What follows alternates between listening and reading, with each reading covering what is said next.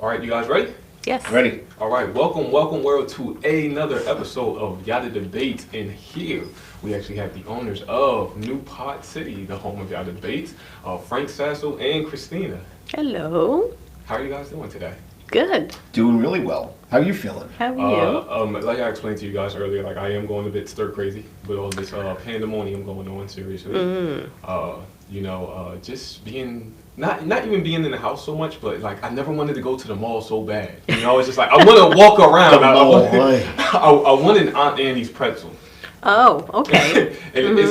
And I think it's one of those things. It's not so much that you want to go somewhere, but then when your options are limited, it's just like there's only so many places that you can go. Right. It's just like you want what you can't have. Exactly. Right. So it's just like, and you see people getting in trouble for it. It's just like people who never had parties before. It's just like, you know what? My first party, and we all get arrested.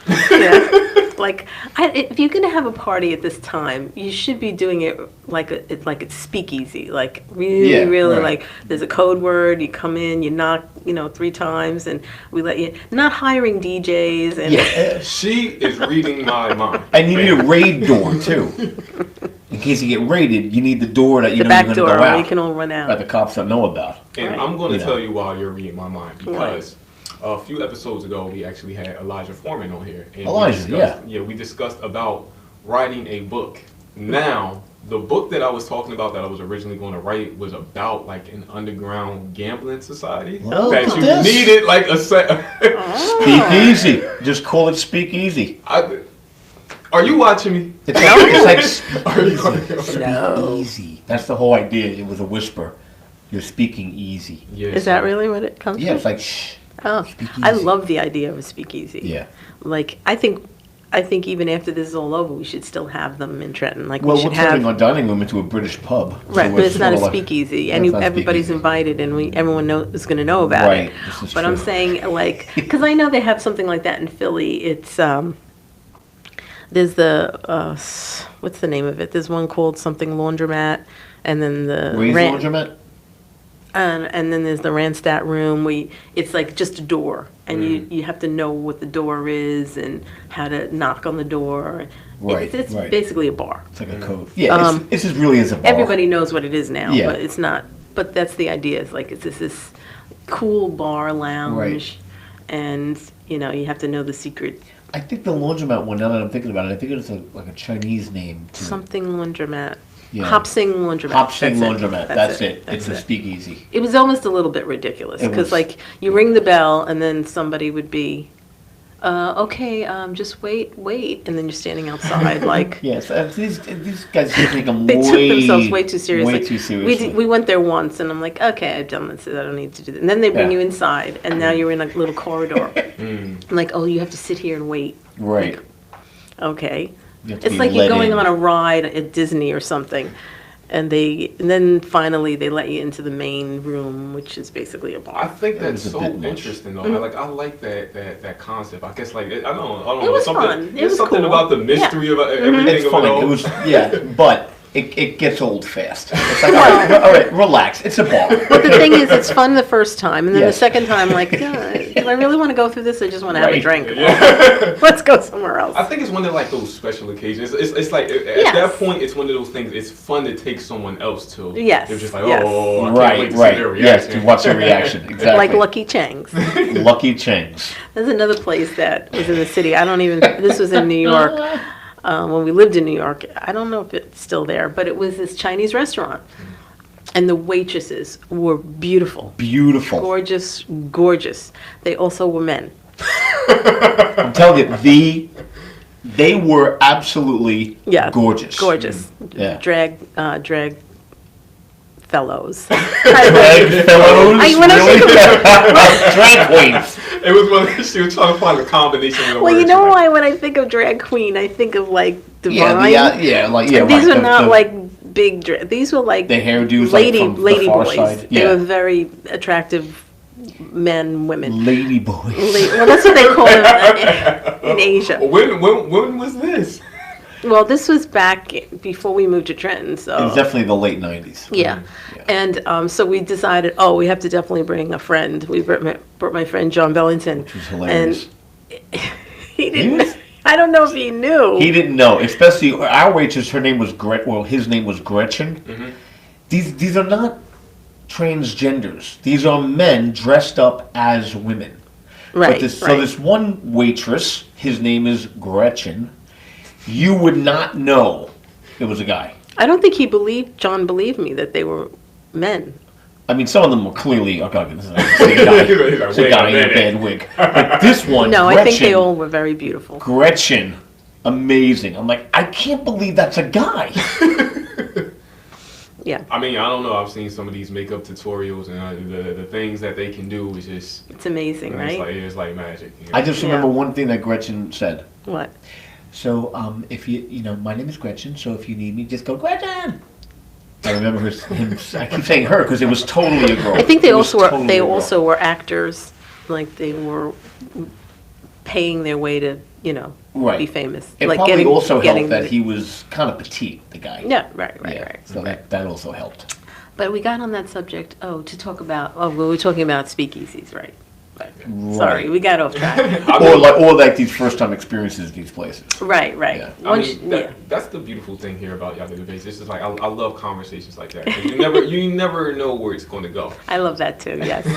But one thing that I want to ask you guys, and this is like really like curious to me. It's just like coming from like a big city like New York. Like, what was like the attraction and appeal for you guys to like come to Trenton, especially in the time where it wasn't all glitz and glamour. You know what I mean? Well, we came to Trenton in 2003. Right. Yeah. Mm-hmm. Well, I'm New York, born and raised, Brooklyn, actually, born and raised. Frank's from Queens. At the time, we owned a house in Queens. Mm. And Frank always wanted to have his own business. I didn't want to teach anymore. I never was passionate about teaching high school biology. So the mortgage was really a big nut to crack every month. So I'm like, I want a house with no mortgage. I want to buy a house with no mortgage. And I always wanted an old house that I could restore. I love old houses. So we started thinking of putting our house up for sale and then looking for some place where we could restore something. And I said, I know the place we always like to go. We always love Lambertville. We always go to Lambertville. Right. Let's see what they have for sale in Lambertville for this price, so that we don't have to have a mortgage. So, because when we sell our house, we'll take that money and we'll just buy a house. And then I put in the price, and nothing came up in Lambertville. So I widened my search, and all these houses came up in Trenton. I'm like, oh, Trenton.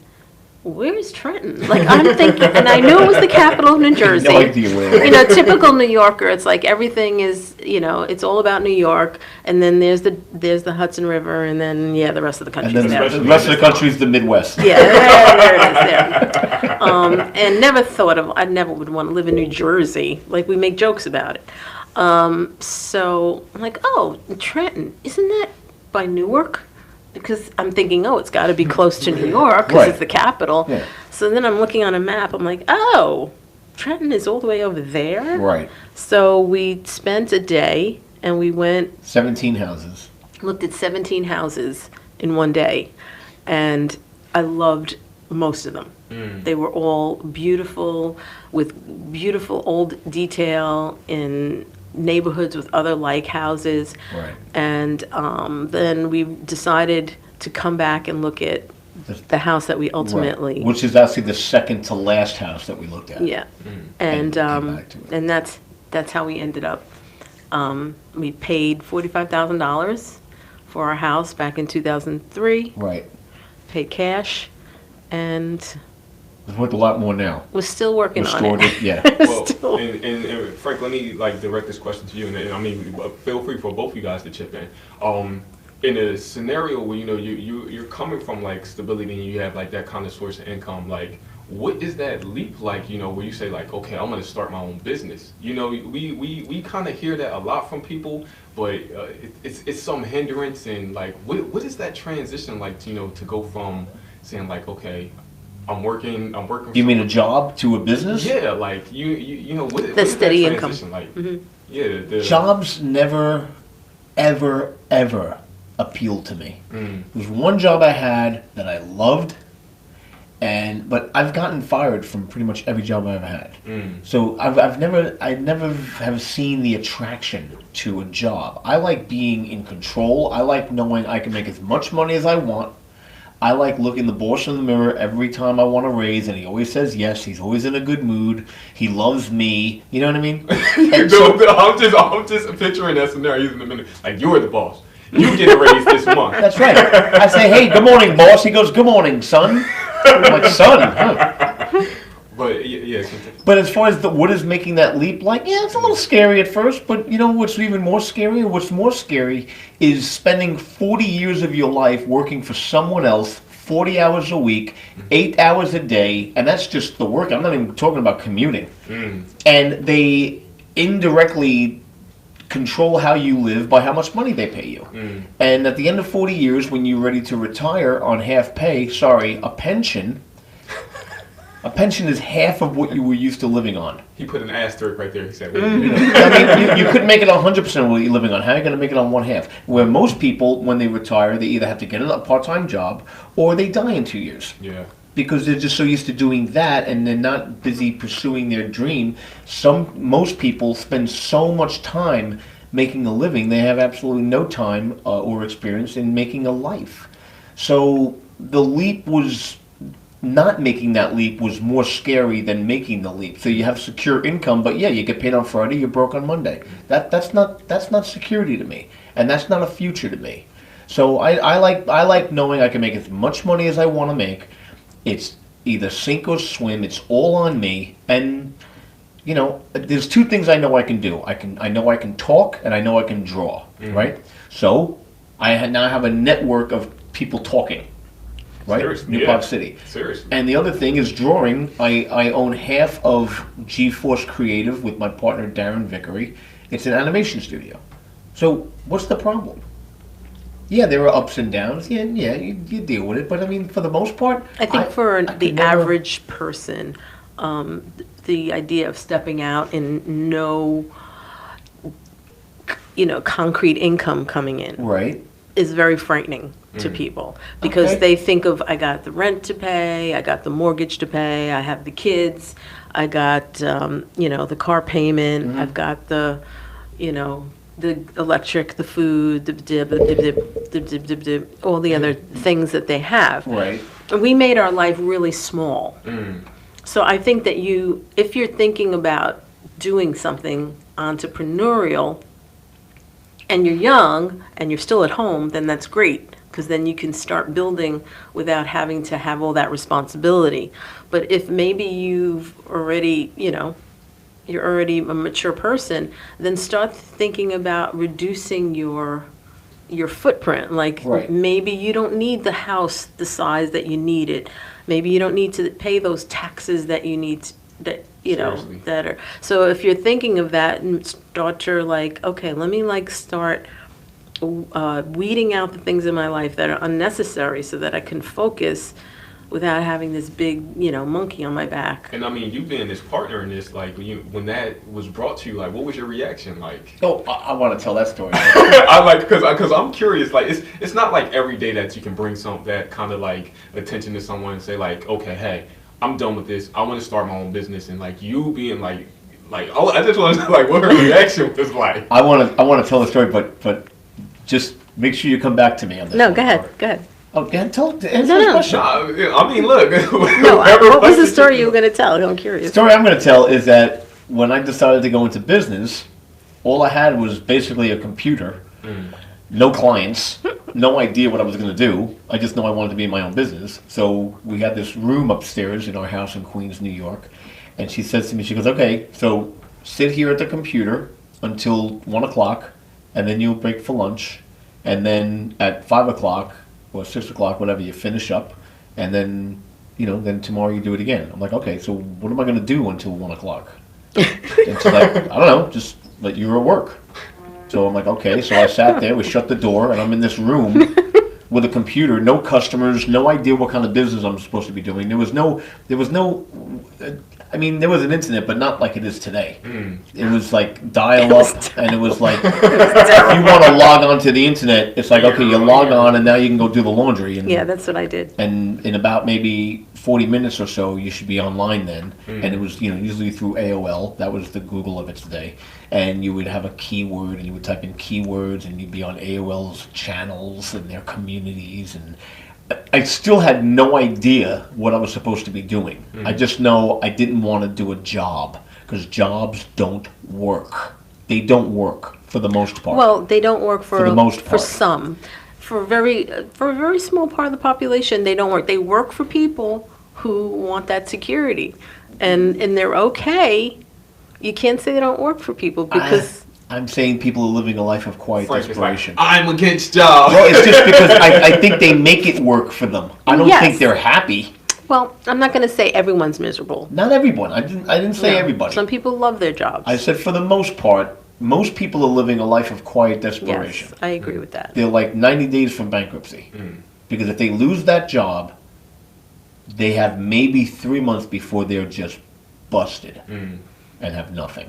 And again, this is most people. Yeah. Most people are carrying around a $3,600 balance on their Visa card that they're paying $12 a month on. Then they know they're never going to pay it based on how much they're being paid on the job. Well, the thing is, like, we live in a society where there's instant gratification, and people want what they want, and they want it right away. They want it now, and they can have it now. Right. And so they're living way beyond their means. Yeah. So they're trapped. So people are now trapped in a job they don't like because they can't do anything else because they have those big bills to pay. Sure. And you know what, like having that instant gratification, and because it's like one of those things that plagues, I'm not going to say everyone, but like a large majority of people, is it really instills this thing of self-entitlement. Like people, and I see some of the comments like on my Facebook feed about certain things, I'm just like, some of us are some really entitled, like self-entitled kind of people, and it's one of those things that when I saw certain statistics, and then going to the Dominican Republic and seeing real poverty, it's one of those things that really opened my eyes. It's just like, they don't have any unemployment. They don't have that this kind of like government assistance or certain things that go on in those areas. Like if you want to start a taxi business, it's like get a bike and go around. So it's just like I think when people start changing their perspectives on certain things, they will it'll really open their eyes. I think they need to take this opportunity, like you said, to like build some security. Even if you're working a job, you should put yourself in a position where this shouldn't affect you on the level that you think it should. Where it's like this mass desperation. Right. Yeah. And like I've been saving money. I was just like, even if this thing were to blow on for however long, I know financially I'm good. That's it. Right. Well, it's also being aware of what you have available to you. Like we're living in a digital society today. Yeah. Chris talks about reducing your footprint, right? Well, I'm also going to add to that, think about residual income. Think about work that you have to do one time that you keep getting paid for. Oh, but what is that? Well, you think about it. I mean, think about it. If you have a website, well, that website has to be hosted somewhere. Seriously. Right? So what do? I do website hosting. What else do? I do podcast hosting. So every month, money comes in because people have stuff that they need to have up there every month. Why shouldn't someone capitalize on that? There's nothing wrong with it. What about selling T-shirts online? Seriously. That doesn't even cost you anything. That costs you literally nothing. I mean, okay, it costs you an internet bill every month, right? And it costs you an electric bill to run your computer. Yeah. What you're going to do anyway. Right. Or a phone bill to do it on your phone, which you're going to do anyway. But the thing is, you can go to something like teespring.com. No, they're not affiliated with me. I'm just saying teespring.com, and you can open up your own store. All you do is upload some funny pictures of things that you've seen or some funny sayings or whatever, and people start buying it. You're right about that. And then, so, they take the order, they pack it, they ship it, they print it, they pack it, they ship it, they handle customer service. You don't deal with any of that. You just get the profit on a $24 T-shirt of $14, and they're making $10. So if you have friends online, you're so busy being on Facebook and Instagram and YouTube and all your other crap Eating that's not pizza. helping you. Right. Now you have a built-in audience. Say, hey, buy one of my T-shirts. You know, make a joke about the coronavirus and make a T-shirt out of it. I mean, you know, what? All I'm saying, oh, he's joking about the coronavirus. Look, just chill out. Look. Chill. And somebody is profiting off this. Information. Exactly. I think- Why not you? Billionaires are made during times of traumatic events. Right. And it's not that you're taking advantage of people to do that, No. but you're looking for an opportunity to do it when there is one. Have your eyes open to be ready to step into that opportunity. There's nothing wrong with that. Absolutely nothing wrong with that. Make a T-shirt that said, I had a case of Corona, and on the back you have a Corona beer bottle. And sell it, and see what happens. I'm sure someone's already done that. But whatever, someone's going to buy that. People spend their money on worse things. You know? And kind of going back to like what we're saying, because I wanted to get your perspective on, you know, Frank saying that, look, I want to start my own business. I don't want to, you know, like, what was that like for you, like hearing that? Well, I think we were definitely in agreement about it. So it was okay for me. At the time, I was still teaching. And then I said, yeah, I'm gonna, after this year, I'm done. And that's when it really got a little hairy. We still had that mortgage because we're still living in Queens. But so it was a scary time. There were really lean days. But, you know, if you know anything about us, you know that we're really faith-based people. We believe in God. We believe in Jesus as our Lord and Savior. So we were always very heavily believing that God would provide for us. I mean, not that we're going to sit home and just like, oh, well, God's going to just drop money through the mailbox. But whatever we could do, we did. And God would bless us. And I couldn't even tell you how we did it, what we did. I couldn't tell you. We ended up selling the house. We made a nice profit on the house. We moved to Trenton. And then once we were in Trenton, you know, things got easier because we did have the money from the house, and Frank's business was more clearly defined. He wasn't sitting in a room staring at a computer. And then little by little, the growth happened. So it wasn't definitely not an overnight thing. So if you think from before 2003 when we came to Trenton to where we are now, it's 20 years in the making. So and it's still happening. It's still so you know, if you're a married couple, you definitely have to be in an agreement. You can't have one person saying, I'm going to go do this, and the other person going, I don't want to do this, because it won't work. Because there's just always going to be this, you know, what's the word I'm looking for? Disconnect. Strife. Oh, strife. Strife, Okay, yeah. Yeah. Because you're always going to be arguing, and then that's not good for any relationship. So you have to be walking this out together. So then when one person's down or they're not feeling it, the other person can lift them up, and vice versa, and then you can move forward together. That's Frank, it sounds like you have a really great partner on your side. Oh, you have no idea. No idea. She's fantastic. I attribute all of my success to my Lord Jesus and my wife Christina. Absolutely. in that order. In that order, yes. And that's very inspiring, you know, like making sure, and I hear this like quite often. It always says like pick the right partner, and like when I see you guys together, it just seems like you guys seem like a fun couple. Like it seems like we're very fun. According to us, we are the best friends and the best company you'll ever have. We have a lot of fun together. We laugh a lot.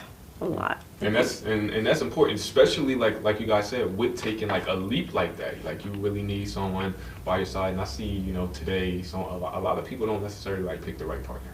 Oh, you're right. Absolutely. Yeah, like I've seen it time and time again, and like to really see you guys like really stick it out. It's like it's really inspiring. What would you guys have to say for like, you know, young couples that like are still going through this and they're trying to figure it out, because no one has like a complete manual for this, but I think it's important that, you know, we kind of take counsel from, you know, from people like you guys, you know, who's been married for 23 years. 23 years. And I mean, especially me, because my longest has been like 3 years on and off. So, I think I'm asking this more for myself as opposed to my. Well, we got together. We met in '86, got together in '94, got married in '97, and just celebrated our 23rd wedding anniversary in February. Right. It's very important to be able to laugh together. And I mean, but she calls me on my stuff all the time, man. I'm still kind of chasing her around. So I would say to girls, don't make it so easy for the guy. You make it too easy. Girls make it too easy for guys. You're making it too easy. Oh, well, I let him stay over because he has an hour car ride. And oh, well, oh, boo-hoo. And you know what? When he texts you, wait an hour before you text him. Make him wait. We like to hunt, you know? If you get the girl too easily, it's like, If you're going deer hunting and you know, there's something about the pursuit. Right. For guys, you know? Well, I would... That's just one thing. I would reiterate that girls, you are the prize. And the woman and the girl has to know she's the prize. And maybe that's an inherent problem, that girls aren't told that. Like that they're special, that you're the one to be pursued, you're the one to be attained.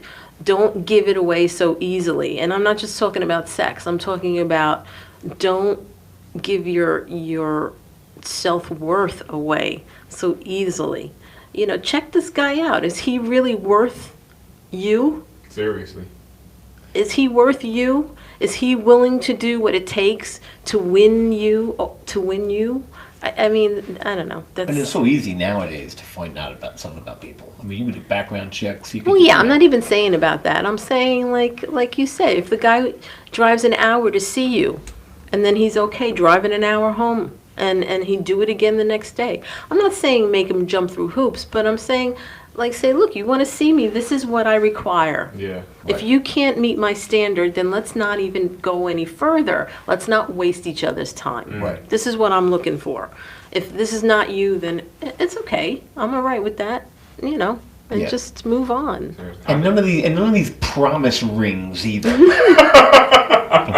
Baloney. One is commitment and one is playing. I don't think people do promise rings. I think they're still out there, these promise rings. I don't know. Give me a break. Shut up. I mean, I actually heard of someone giving someone a promise ring, like, yeah, this is a promise. I'm like, oh, what? Yeah, whatever. Oh, what? Promise ring. What are you promising? Yeah, what's the promise? Yeah. Just make the commitment. It means nothing. A promise ring is as valuable as a fart. Oh, stop. Okay? Stop it. Oh, my God. My opinion.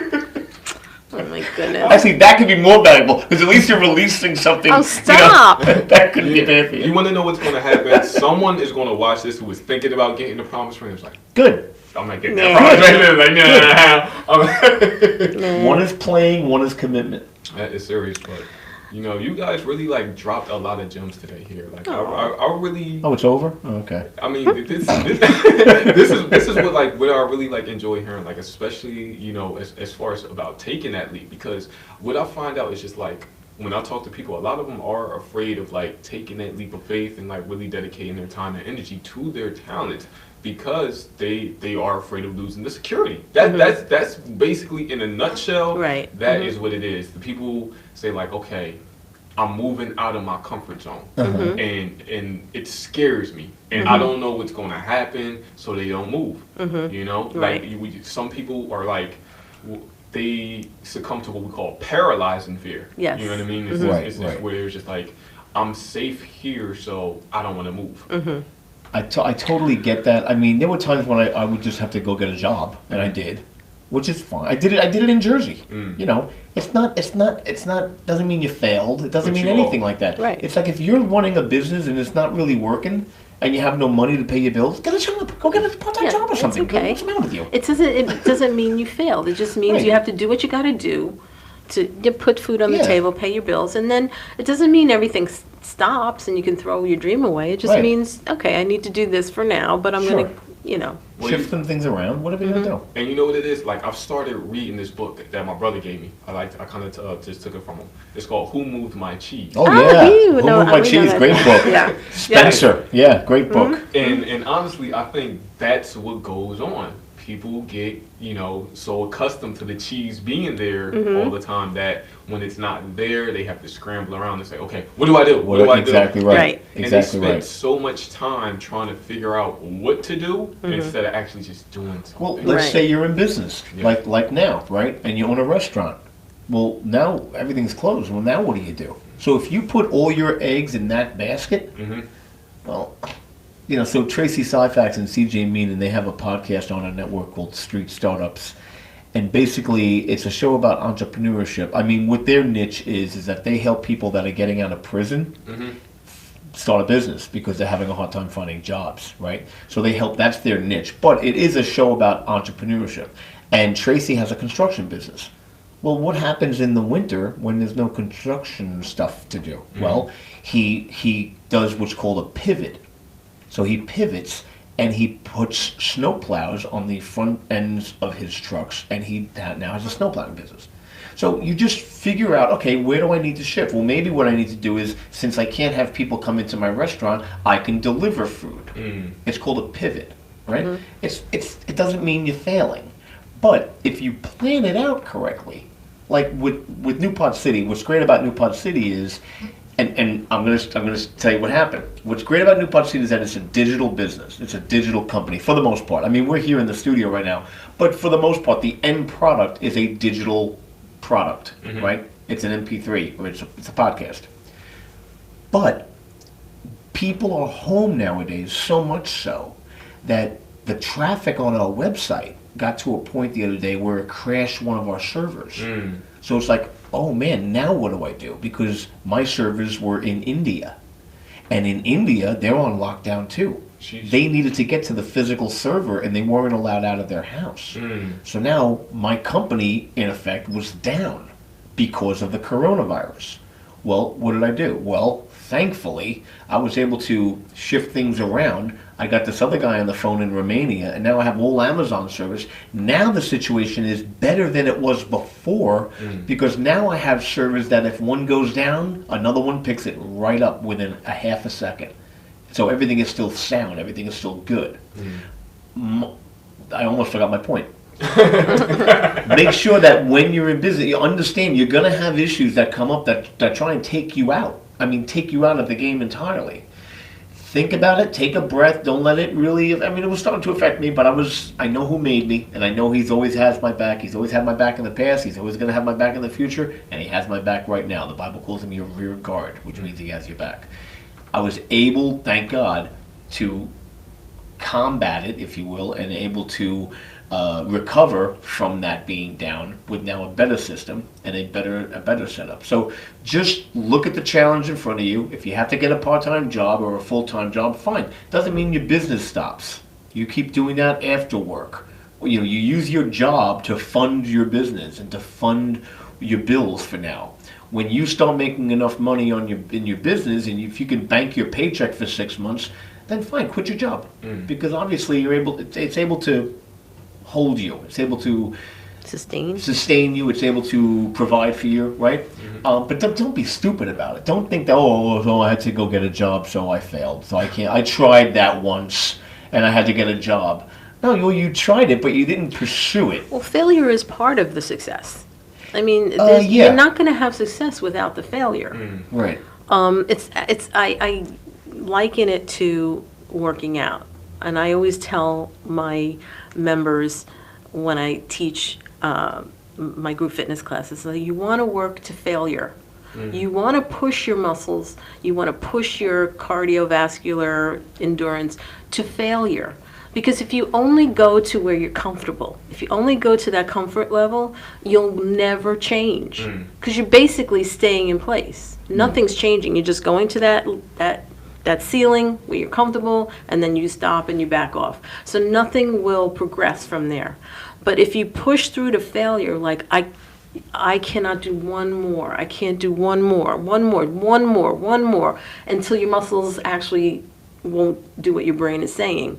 That's when you start to see the change taking place. So to get out of that comfort zone, you have to take a risk. You have to feel the pain of failure. That's it. 1 in 30 will do it. Seriously. 1 in 30. Do you think that'll change? Like, do you think it's like some kind of big shift where everyone will just like, you know what?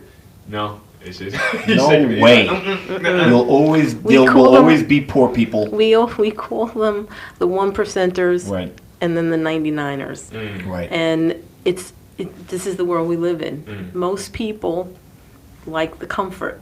So it's okay. It's all right to live your life like that. It's just the sad part is when you get to the end of the road and say, oh, I should have done that. Seriously. That would be my worst nightmare, to be like regretting that I wasted something. I tell people all the time, I said nothing great was ever done by playing it safe. Absolutely. I like that. Yeah, like when you think about all the people who accomplished like all these, fantastic feats, it was never done by just like, okay, I'm just going to do it right here from my house, and I'm not going to branch out. That's it, man. And everything's just going to work out, Never. Like, it doesn't work like that. We don't even want to hear that story. Like when you see a movie about some great sporting event, you don't want to hear, oh yeah, the guy, he never had a problem. Look, he won the Olympics. He didn't even have to try.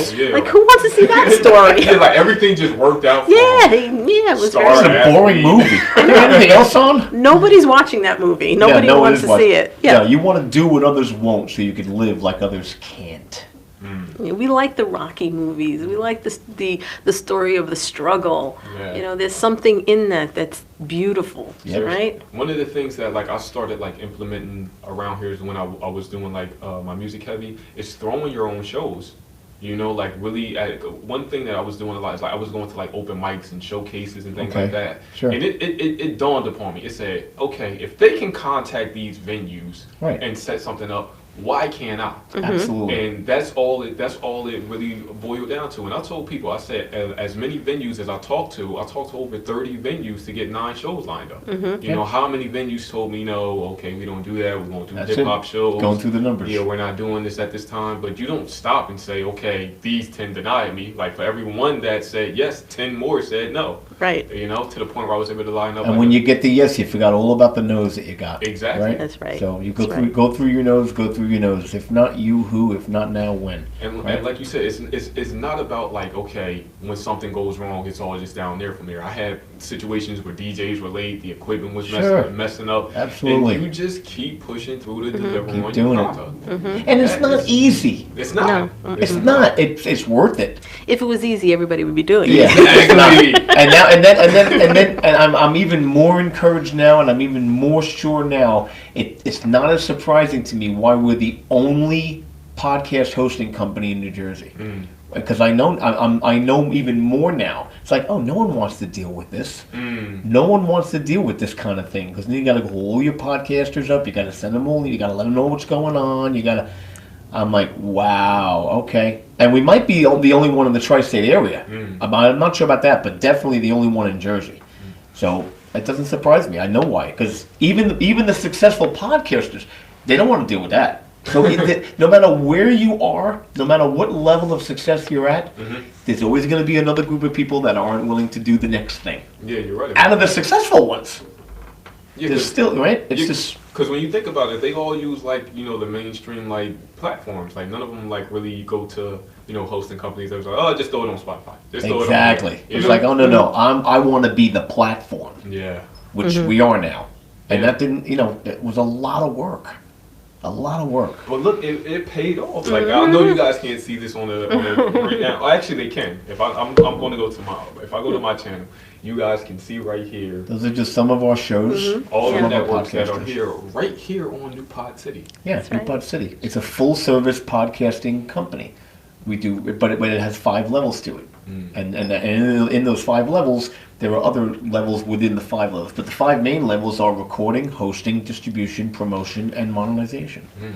Which means you could use any one of those levels. It doesn't even mean you even have a show with us.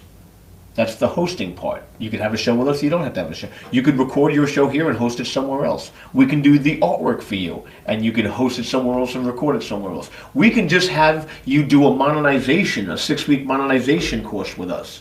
And you can just buy that, and you host and record and do all your other stuff somewhere else, that's fine. So no one else does all of those things. No one else does that. So it's very cool to have that. And it's also very humbling to maintain that, because you have some people that are really trusting that you know what you're talking about, you know? And then you have some that are like, you know, it's like anything else, you know who your friends are, you know? Seriously. And then Christina, coming from teaching, and I know you said at one point you got to, it's like, I can't do this anymore. like what did you, like, at that time, what did you think, like, your direction was going to be? Like, when you say, okay, I'm done with teaching, okay, what's next for me? I knew I just would cry every day going to school. He would be like driving me. I'm like, oh. 10 minutes from work. And here's the thing: I love teaching, but I don't love teaching what I was teaching. I was a science major. I have my degree in biology, so I fell into teaching science. It was not a passion. Now, if I was teaching something else, I probably might have enjoyed it more. So I'm still teaching now. I'm teaching group fitness. Yeah. Not right now, but when everything returns to normalcy, I will be teaching group fitness. And I also teach a podcast about the Bible and, you know, godly principles and stuff like that. I love to teach. Yeah, so you're still educating, but you're just using a different... Right. It's the subject matter that I didn't enjoy, and I didn't like having to show up at a certain time, and, you know, I had to pay. It was like, I'm not, if you know anything about me, I'm not a process person. Yeah. So for me to run through process, to do things that, like, administratively I had to do, it was always a struggle for me. I'm telling you would hate it right now. You would dread it. You would just go there and just like... Oh, now especially you would hate it. Yeah, oh I couldn't do it, like how we'd have to do everything online and it'd be so organized. It's just... when I do my own podcast, when we do a History of God Ministry podcast, I'll just say, I think I want to do teaching about this. Yeah. And I'll have the Bible there, and he's like, well, don't you have a script? I'm like, no, I don't. Yeah, she just does it. She doesn't even come here and do it. She does it at home. I just, you know, I have my recorder, and I just do it on the couch. Same thing with Bella and me. It's like, we're going to do a podcast about, what are we going to be talking about? Bella is our dog, and she has a podcast with Frank. And I'm like, let's just start talking. Well, it'll come to us. And he's like, I need at least a topic. I can't do this. I mean, they go time traveling. She plays the voice of two dogs, Bella and Zoe. They go time traveling. I have to play all the Beatles and George Martin. You know, I'm like, we need some kind of an outline. I just I'm not a process. I'm a product person. I can see the end result. I'm like, that's where I want to be. And he's like, well, there's a lot of steps to get there. I don't see all these steps and all this. He's the It's a good match too, because he's process. So process. I call him clickety clacks.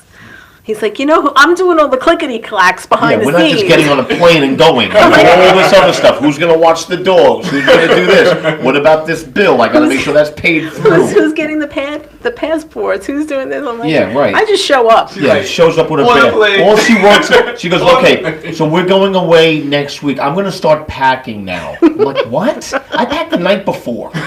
Going away for 5 nights, 6 underwear, you get 6 of everything. If you're going away for 4 nights, 5 of everything. And your toothbrush and your toothpaste. What's the issue?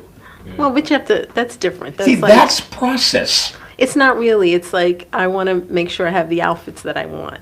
And I have the shoes that go with the outfits. She sounds like me though, like in that aspect. Like I don't wait till the last minute to pack. I'll pack and leave it in the corner. Yeah. I'm just like, all right, it's ready to go. Right. Because what I found, like, I can't stand like scrambling last minute. You know, that. Like it was just like I feel like being like time pressured. Like, right. Oh, we got to get here at this time. Nobody's packed their bags yet. Right. Like right. I can't. No, that doesn't work for me. I hate being late. I'm not scrambling. I just pack the night before. Well, it's different, I think, for guys. Well, maybe you especially. Well, different guys are different. Like, some guys really are like, oh, I want to wear this pants with this. You kind of just throwing the jeans in and the sneakers and like, don't even fold it, just like right in the bag. I don't roll things into a bowl and put it into a suitcase. What? I do that. I roll my clothes up. Roll, not into a ball, but you roll them and then... Yeah, okay, that's not what I'm talking about. I'm talking about packing very messily. That's not what I do. I don't do that. Who does that? Some people do that. Really? I think so. I don't. I just do it the night before. I'm not scrambling. I've been away with women who pack like that. Yeah, what if you forget something? Yes. What am I forgetting? You think about what you need and you get it. Yeah, see, that's I don't like... especially if you're taking a plane somewhere, like a plane, right? It's like you're limited to one bag. Okay. So you want to make sure, I don't want to be in another country and think, I got to buy something. Listen, I don't know if they have what I want. How do you think I pack? I walk around the house, I'll take this, I'll walk around and I'm watching, I'll take some of this. No, I know you can do it the night before. Yeah. I just can't. You just think about, I need socks, I think about what I wear. Shoes, socks, pants, underwear, t-shirt, shirt. See, that's very processed. Hat. That's very processed. If it's cold. I'm more like, I like a blue shirt. Like I'll pack and then like maybe 2 days before we go, I'm like, I'm taking that out. I think that's like me. I'm just like, I'm not going to need this. Like, I'll take it. Right. And another thing is just like, I like to save that time or window like the night before and the day of to like think of stuff that I might need to take. Oh, let me make sure I grab my phone charger. Let me make sure I grab this. Right. Like, but that's all part of it. Once my clothes are done, I think about, toiletries, Q-tips, toothbrush, shaving cream, razor blades. Then I pack that. Then I think about, our phones. What kind of devices are we bringing? That's a lot of time that it's really not. It takes me maybe 40 minutes. All right. Well, then everyone's different. I like having that window. I'm with you. That window of just in Let me ask you a question. When you get up in the morning, you have something to do that day. When you get up, let's say you have something to do at noon, okay? And you don't really have to prepare too much for it. What time would you get up? Oh, I wake up early every day. Okay, I'm up at 7. Are you a putterer? What's a putterer? You like to putter in the morning? Is like you ease into your morning? Like, you have your coffee and then maybe you have something to eat and you sit. I'm routine in the morning. I'm like, wake up, shower, brush teeth, breakfast. Sign into because we still have to contact the principal to make sure that we're logged in. You're 28 years old. I'm so I like having that routine. Wait a minute, but what do you mean? You're still doing school? Oh no! I mean as far as work, we still have to check in for even in the midst of this quarantine. You're a teacher, right? Yeah, we still have. Oh, you're a teacher. Yeah. Okay. I know you think he's 18 years old. So we still have to check in with the principal, and I check in with the classroom teacher. All right. So but before all that, do you just kind of like to chill for a little while? No, even still, I'm real. Oh, like I'll have a to-do list. I'm just like, I'm going to wake up, and it's the same thing every day. Right. Like wake up, shower. Right. See, I would think you're more like Christina. What do you teach? Kindergarten. So. Oh. You teach kindergarten online? I mean, well, right now what I'm really doing is I'm assisting the parents with anything that they need because what's going on is I don't know if you guys heard, but they basically printed out all the work that they want the kids to do because they want everyone to be on the same level. They don't really want us to teach anything new remotely unless it's second through 12th grade. Because everything that we do as far as KM1 is instructional. So yeah. Wow. But even like I said, even before that, I'm just very organized in my morning. I say, once I get all this done, then the day is mine. Right. So interesting. What school do you teach at? PJ Hill. Okay. Where's that? On East State Street. Oh, okay. So. PJ Hill. Yeah. I've never heard of it until now. I feel like I've heard of it. J Hill. What is it called? Patton J. You know where the NJ Wheatman joint is? Yeah. Keep going down. Down where? There's 4 directions. Down State Street. Yeah, down East State Street. Going toward downtown? Going away from downtown. Oh, okay. Going away from downtown. I'm trying to think. It's no real landmarks there. Just like a park, Grant Park. I don't know. I think I know where it is. Is it a pretty new building? I'm sure you know where. She's really good with that stuff. They've done an attachment there. They just recently put trailers there. I'm trying to think of something that you guys would know that would be around there. But it's closer to the train station, if anything. Okay. Yeah, so. Cool. But yeah, guys, thank you so Sweet, much. Thank you for having us on your show in our studio. I hope you guys, like, for all the viewers, like, I hope you guys really absorb this episode because there was so many jewels. You guys need to absorb all of them. And that's always, if you like this episode of Yatta Debates, please leave a like, subscribe. Like and subscribe. Please do, because it helps out the YouTube channel tremendously. Yes, it does. All right. Yes. And this is Yatta Debates signing out. Peace.